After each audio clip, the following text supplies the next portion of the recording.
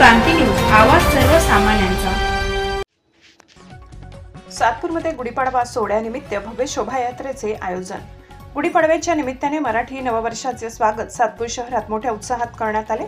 या खास दिवसानिमित्त पारंपरिक 12 गाड्यांची परंपरा व भवानी मातेच्या यात्रेला विशेष महत्त्व लाभले।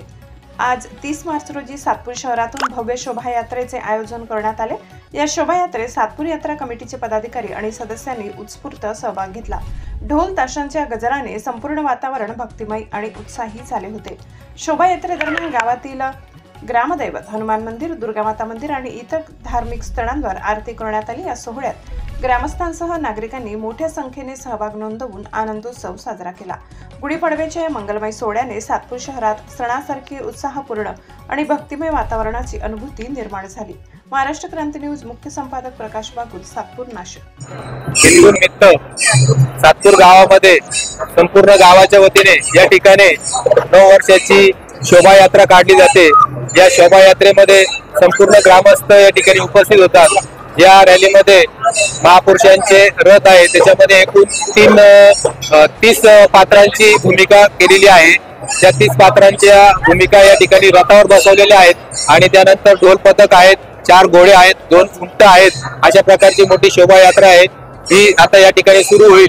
पूर्ण मिरवणूक रूट प्रमाणे सुरुवात होती आणि शेवट परत या ठिकाणी दुर्गा मातेच्या मंदिराजवळ या ठिकाणी तिचा केला जातो। त्यानंतर जेवढ्या लोकांनी पात्र केलेत त्यांना बक्षीस देऊन गौरवलं जातं। अशा पद्धतीचा हा कार्यक्रम असतो।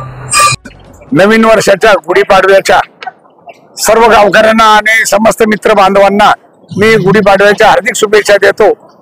हा कार्यक्रम 3रं वर्ष आहे आमचं आणि खूप उत्साहात लोक इथं जमा होतात आणि प्रत्येक गोष्टीची इथं काळजी घेतली जाते।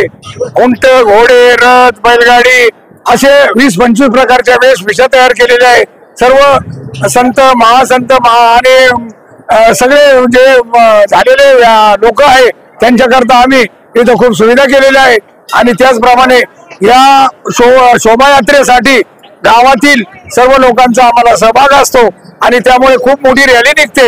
ही रॅली प्रत्येक गल्लीतून आम्ही काढली जाते। इथून मारुती मंदिरापासून सुरू होऊन तर परत मारुती मंदिरामध्ये विसर्जन करतो। या पद्धतीने या कार्यक्रमाचा आराखडा असतो आणि इथं आमचे काही मान्यवर सुद्धा इथं उपस्थित झाले आहे। त्यांचे त्याबद्दल मी हार्दिक अभिनंदन करतो गावातर्फे। आणि अशाच नवनवीन बातम्या पाहण्यासाठी आमच्या महाराष्ट्र क्रांती न्यूज या YouTube चॅनलला लाईक करा, सबस्क्राईब करा आणि बेल आयकॉनला प्रेस